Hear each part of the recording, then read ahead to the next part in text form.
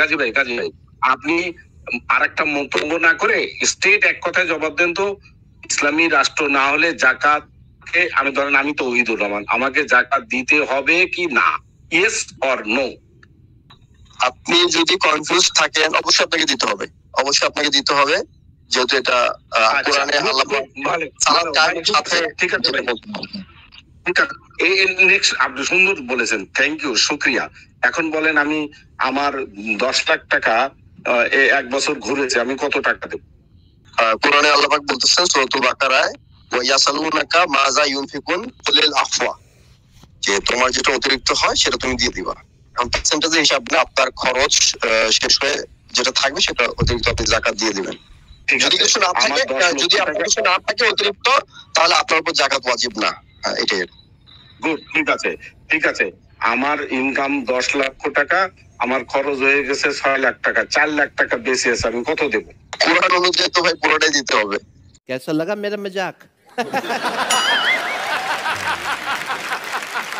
Next প্রশ্নটা শুনেন, আমি 4 লাখ টাকায় আপনার কথা মতো দিয়ে দিলাম, তাহলে আমি যখন মারা যাব তখন আমার কি কোনো সম্পত্তি থাকবে? আর এই সূত্র অনুযায়ী থাকার কথা না, তাহলে আমার কোরআনে আবার ওয়ারিসদের মধ্যে সম্পত্তি বিভাগের কথা কেন বলে দেওয়া হলো? তাহলে তো আর সম্পত্তি তো থাকারই কথা না, কোরআনে আদেশ তো ফরজ, আমার তো সব দিয়ে দিতে হবে। না না, যাকাত তো হয় ইনকামের উপরে ভাই, মানে স্থাবর অস্থাবর সম্পত্তি আছে। ইনকাম ট্যাক্স না, জাকাত ইনকাম ট্যাক্স না। আপনার যে সম্পদ বছর ভরে ঘরে নেশাব পরিমাণ, সেটা হলো জাকাত। আর জাকাত কিন্তু ইনকাম ট্যাক্স না, আমি ইনকাম না করলেও আমার যদি সম্পদ থাকে দিতে হবে। সঠিক বলেছেন, আপনার বুদ্ধি ভালো ভাই। আপনারাই বলেন কোরআনের ব্যাখ্যা হাদিস, এখন আপনারা যদি তাহলে তো আপনি না, ঠিক আছে কাজী ভাই আসতে যে আয়াতটা বললাম ওইটার ব্যাখ্যা তো নবী দিয়েছে নাকি? ওটার ব্যাখ্যা তো নবী দিয়েছে। এখন কই কি সেই ব্যাখ্যাটা বলেন একটু। আমি তো হাদিস নিয়ে গবেষণা করি না, আপনারা ভালো বলতে পারবেন। कौन है ये लोग, कहां से आते हैं?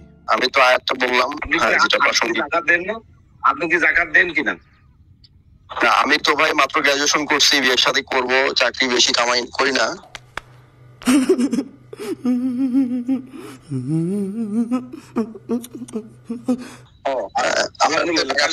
তাহলে এখন শোনেন, আপনি তো নিশ্চয়ই এত বড় যখন একটা বিষয় নিয়ে কথা বলতে আসছেন, নিশ্চয়ই আপনি না দিলেও আপনার ফাদার কিংবা অন্য কেউ আত্মীয়রা কি কেউ জাকাত দেয়, সেটা কত হিসাবে দেয়? ওই 4 লাখ থাকলে উনি দিতেন, কিংবা আপনার আব্বাকে আপনি কত দিতে বলতেন? আমি তো কাউকে বিরোধিতা করি না, আমি তো তাদের বলি না যে কোরআন মাইনা তুমি হাদিস মাইনা কেন দিচ্ছ ভাই, আমি কিছুই বলি না। আমি হ্যাঁ, তারা দিতেছে যেটা ভালো বুঝতেছে, ওভাবে দিন বুঝতেছে, আলেমরা আছে দিবি, অসুবিধা কি? আমি তো বিরোধিতা করি না, যে বিষয়ে বিরোধিতা করবো আপনার সাথে একমত। আপনিও মুসলিম আমিও মুসলিম, যেগুলো করি সেগুলো আপনাকে জানাবো যে ভাই এই বিষয়টা হ্যাঁ কোরআনের সাথে মিলতেছে না, মিলিয়ে দেন বা হোয়াট এভার। ঠিক আছে, আমি তারপরেও জানতে চাচ্ছি, এখন আপনি না বিরোধিতা করছেন এটা আমি বলছি না, আমার যদি আপনার কিন্তু কনসেপ্ট একটু ভুল আছে। জাকাত কিন্তু কি ইনকাম ট্যাক্স না, ইনকাম হলো ওই 1 বছরে যার নতুন ইনকাম হয় তার উপরে আমরা সরকারকে দেই বিভিন্ন স্ল্যাব আছে, ওটা স্ট্যাগার করে, মানে বাড়ে কমে আপনি যার যত ইনকাম অনুযায়ী। আর জাকাতটা কিন্তু আমরা যা বুঝেছি এতদিনে, যে সম্পদটা আমার বছর ভরে আমার ঘুরে আসে, সেই সম্পদের উপরে 2.5% আপনার দেই। আপনার জানা মতে আপনি দেন বা না দেন, আপনার জানা মতে এটা কত হওয়ার কথা? মানে পার্সেন্টেজ যদি বলেন তাহলে একটা আয়াত আছে সূরাতুল হাশরের মধ্যে, আল্লাহ বলতেছে 5/1 খুমুস, যেটা 20%, যেটা হ্যাঁ সেটা আল্লাহ এবং তার রাসূলের জন্য দিয়ে দিতে বলা হয়েছে। ধরেন যদি বিশেষ প্রয়োজনে দেওয়া লাগে আল্লাহ রাসূলের জন্য। मारो हमको जिंदा मत छोड़ो सालो, हम कोई मंदिर का घंटा है कि कोई भी आके बजा जाता है। ওটা কি জাকাত? আর একটা বলেন তো, কত নম্বর সূরা কত নম্বর আয়াত? আমরা ওটা কি জাকাত দিতে বলছে না সাদাকা? 59-7 মনে হয়। হ্যাঁ আচ্ছা, সাদাকার মধ্যে কিন্তু আপনার আত্মীয় স্বজনের নাম নাই, হ্যাঁ ওইটা একটা পয়েন্ট। যাই হোক, ওইদিকে আমি গেলাম না। মূলত জাকাত জিনিসটা, জাকাত জিনিসটা গাজী ভাই জাকাত নিয়ে আলোচনা না, জাকাত নিয়ে আলোচনা করেন। জাকাতের পার্থক্যটা তো আমাকে বুঝতে হবে। গাজী ভাই না, জাকাত নিয়ে আলোচনা পরে করা হবে, আপনি জাকাত নিয়ে আলোচনা করেন। আচ্ছা করছি জাকাত নিয়ে করছি। গাজী ভাই ধরেন, তাহলে আপনি প্রথমে যা বললেন যে ওই যে আয়াতটা বললেন তার প্রেক্ষিতে আমার যা খরচ বাদে বেঁচে যাবে সব আমাকে দিয়ে দিতে হবে, তাহলে আমি সাদাকা দেবো কি দিয়ে? সঠিক বলেছেন, আপনার বুদ্ধি ভালো। আমি তো আমার আন্ডারস্ট্যান্ডিং বললাম, আপনারা হাদিস দিয়ে ব্যাখ্যা করেন। এই আয়াতটা নবী কিভাবে ব্যাখ্যা করছে আপনাদের কাছে যদি থাকে ব্যাখ্যা করেন। আমি তো আয়াতটা বললাম যা বুঝলাম এটাই বললাম। আলহামদুলিল্লাহ, আলহামদুলিল্লাহ। আমি তো কোনো কিছু তার দাবি মানে করতেছি না। আলহামদুলিল্লাহ, তার মানে আল্লাহ রাসূল ব্যাখ্যা কিছু করেছেন এটা, তাই তো? কোরআনের ব্যাখ্যা যদি সহি সনদে প্রমাণ করতে পারেন, এটা কোরআনের বিরুদ্ধে না যায়, আমার তো মানতে সমস্যা নাই। হ্যাঁ, এটা আমি কখনোই বলি নাই। এখন কে কিভাবে মানে আমি জানি না। আপনি তো আচ্ছা ঠিক আছে, এটা হলো জবাব হলো। স্পেসিফিক হলো জাকাতের ব্যাপারে কি আল্লাহ রাসূল কিছু বলেছেন, আপনার জানা আছে? জাকাতের ব্যাপারে আমি খুব একটা বেশি হাদিস পড়িও নাই, যেহেতু এগুলো আমি টাকা পয়সা নিয়ে খুব একটা কাজ করি নাই, আপনাকে বলি, বলতে পারবো। আমি আপনাকে বলি ওষুধের ব্যাপারে সুদ কোনটা বা একটা সূরা আছে সূরাতুল মুতাফফিফিন, তাফফিফ কি জিনিস এটা নিয়ে যদি জিজ্ঞেস করেন বলতে পারি। এর বাহিরে আমি খুব একটা বলতে পারবো না।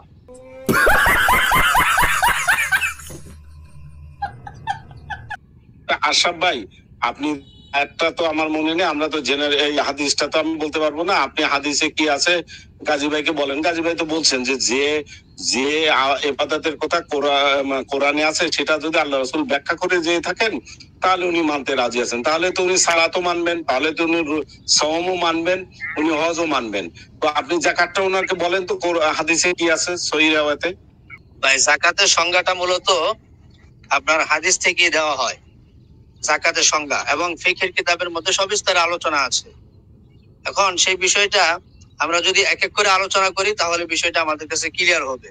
যাকাতের যেই আপনার কিন্তু ভাই আপনাকে কোরআনের সাথে মিলাইতে হবে, যে আয়াতের সাথে মিলাইতে হবে, যে এই আয়াতের সাথে আমি হাদিসকে মিলাচ্ছি, তখন আমি গ্রহণ করবো হাদিসটা। তার মানে হচ্ছে আপনি যে হাদিসটা কোরআনের সাথে মিলছে সেই হাদিসটাকে আপনি নিচ্ছেন, আর যে হাদিসটা নবী তো মিলছে না সেটা শিক্ষক না, নবী তো কোরআন শিক্ষা দিচ্ছেন। বা আপনাকে মিলাইতে হবে না, মিলাইতে তো হবে ভাই। না মিলাইলে ধরেন নবী যেমন আমি একটা হাদিস দেখাইতে পারি, কোরআন শিক্ষা দিয়েছেন।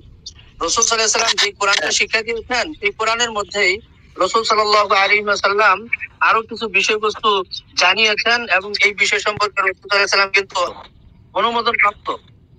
শুনেন, ওয়ায়ামুরুহুম বিল মারুফ ওয়া ইয়ানহাহুম আনিল মুনকার ওয়া ইউহিল্লু লাহুমুত তাইয়্যিবাত ওয়া ইউহাররিমু আলাইহিমুল খাবাইস। এটি কোরআনের আয়াত। আল্লাহ তাআলা সূরাতুল আরাফের মধ্যে বলেছেন, নবী মুহাম্মদ সাল্লাল্লাহু আলাইহি ওয়াসাল্লাম সৎ কাজের প্রতি আদেশ করেন, অসৎ কাজ থেকে মানুষকে বাধা প্রদান করেন। পাশাপাশি ওয়া ইউহিল্লু লাহুমুত তাইয়্যিবাত, তাইয়্যিবাত বিষয়বস্তুকে হালাল করেন, ওয়া ইউহাররিমু আলাইহিমুল খাবাইস, এবং খাবাইস বিষয়বস্তুকে আল্লাহর রাসূল হারামও করেন। এখানে হারামা ইউহাররিমু বা হাল্লালা ইউহাল্লিলু এই ফিলের ফাইল হচ্ছেন আল্লাহর রাসূল, আল্লাহ না। সুতরাং বোঝা যাচ্ছে সুস্পষ্ট যে আল্লাহর রাসূল হালাল এবং তয়্যিবাতকে তো আল্লাহই হালাল করে দিয়েছে। মানে তয়্যিবাতকে আল্লাহই হালাল করে দিয়েছে, একটা আয়াতে আমি পড়ছিলাম। এখন নবীও করছে, আমার সমস্যা নাই। শোনেন, না, না,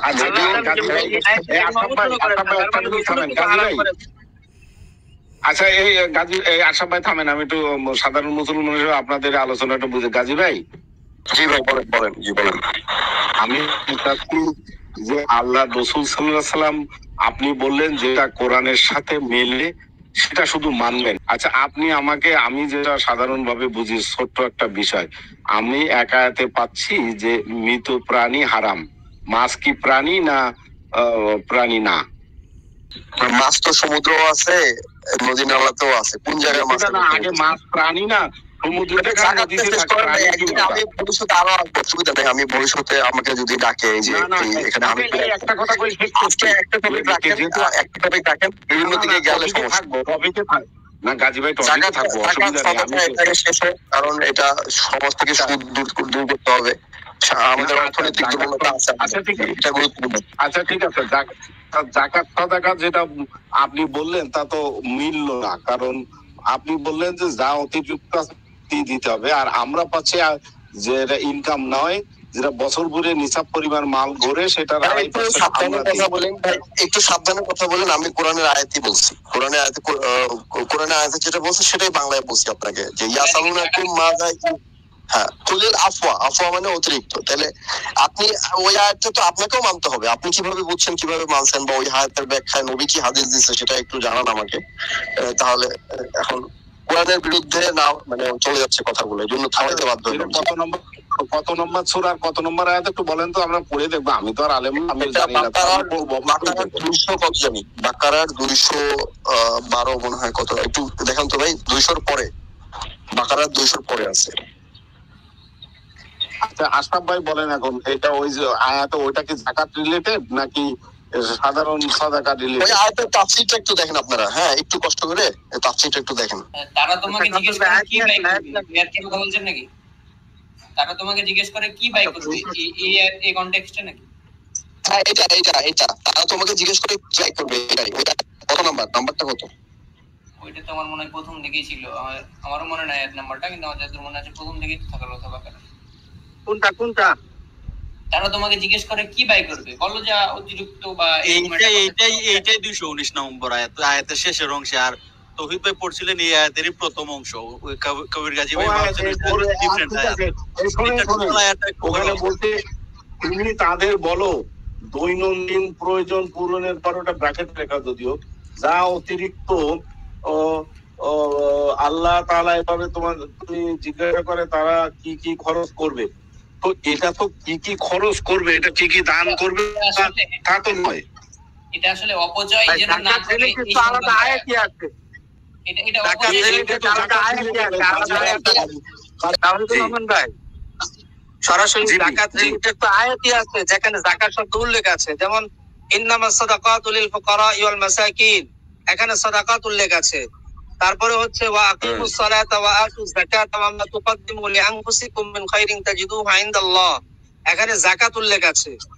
তারপরে খুদ মিন আমওয়ালিহিম সাদাকাতুন তুতাহহিরুহুম ওয়া তুযাক্কিহিম বিহা ওয়া সাল্লি আলাইহিম, এখানেও কিন্তু তাজকিয়ার কথা উল্লেখ আছে যাকাতের। ওয়াল্লাযীনা ইয়াকনিজুনা আয-যাহাবা ওয়াল ফিদ্দাতা ওয়া লা ইউনফিকুনাহা ফি সাবিলিল্লাহ ফাবাশশিরহুম বিআযাবিন আলীম ইয়াওমা ইউহমা আলাইহা ফি নারি জাহান্নাম ফাতুক্বা বিহা জিবাহুহুম ওয়া জুনুবুহুম ওয়া যুহুরুহুম হাযা মা কানাসতুম লিআনফুসিকুম ফাযুকু মা কুনতুম তাকনিজুন, এখানে কিন্তু ওই যে সরাসরি এসেছে যারা স্বর্ণ রূপা এগুলো আপনার কক্ষিত করে রাখবে, জমা করে রাখবে, ওয়ালা ইউনফিকুনাহা ফি সাবিলিল্লাহ, আল্লাহর রাস্তায় খরচ করবে না। এই যে আয়াতে কারিমা, এগুলো তো যাকাত রিলেটেড সরাসরি। যে আমাদের যে মাল সঞ্চিত থাকে এক বছরের অধিক, মানে যেটা ঘুরে আসে নিসাব পরিমাণ মালের অতিরিক্ত, সেটার উপরে আমরা 2.5% দিয়ে, এটা বাধ্যতামূলক, ফরজ, ইজ অব্লিগেটরি। আর সাদাকা হলো ম্যান্ডেটরি নয়, এটা অপশনাল। আমার মনে চাইলেও আমি দিতে পারি, না চাইলে আমার কোনো গুনাহ হবে না, কিন্তু যাকাত না দিলে গুনাহ হবে, ওটা আমার মাল পবিত্র হবে না। একটা অপশনাল, একটা ম্যান্ডেটরি।